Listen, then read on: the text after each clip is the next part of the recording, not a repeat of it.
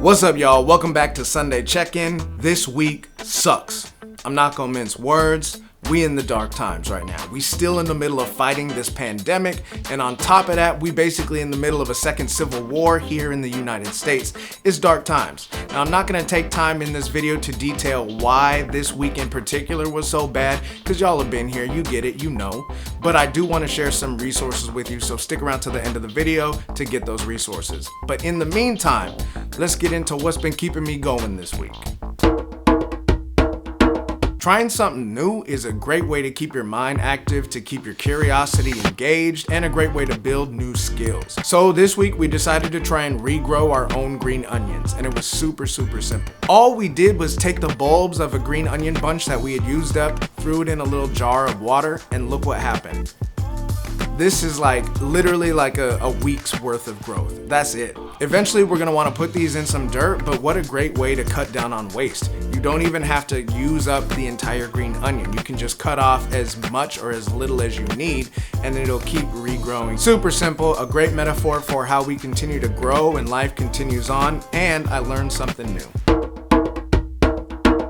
To my black folks, your mental health and well-being is of the utmost importance right now. Being on social media, being around all of the constant news stream, it can be a good thing and a bad thing. You can be informed, but at the same time, you can be overloaded with all this information that is traumatizing. You're probably getting a lot of white folks in your life reaching out to you right now. Just know that setting your personal boundaries is 100% okay and actually absolutely necessary. If you need to step away from social media for a bit, do that. And know that no one is entitled to your emotional labor on this topic right now. If somebody asks, how are you? You can give as little or as much information as you want, but you are not obligated to do so. Understanding where your personal boundaries are and when you can engage and when you should disengage, all of that stuff I have found to be extremely helpful for me this week. And stay connected. The highlight of my week was actually hopping on a Zoom call with all black folks on it. It was super stabilizing to just be in a space that was held specifically for you,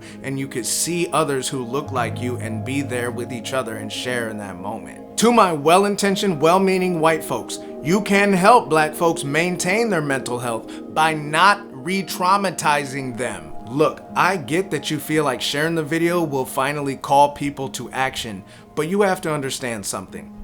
George Floyd's last moments of life should not be made a meme. Period. That video and that imagery is super traumatizing for black folks. I'm even seeing political cartoons coming out now using the silhouette of the cop kneeling, and look, I can only speak for myself, but the imagery of a cop kneeling is now just traumatizing across the board. I don't care if it's a photo of a cop kneeling down to tie his shoe, it's still going to drum up that image for me. So again, white folks, you can actually help us maintain our mental health by not sharing that image or that video.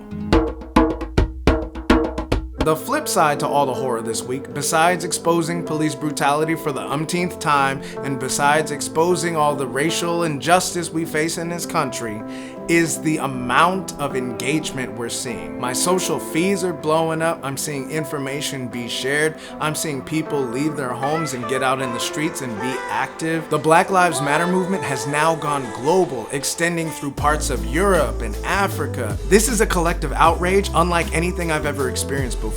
I think something new is happening, and that gives me hope.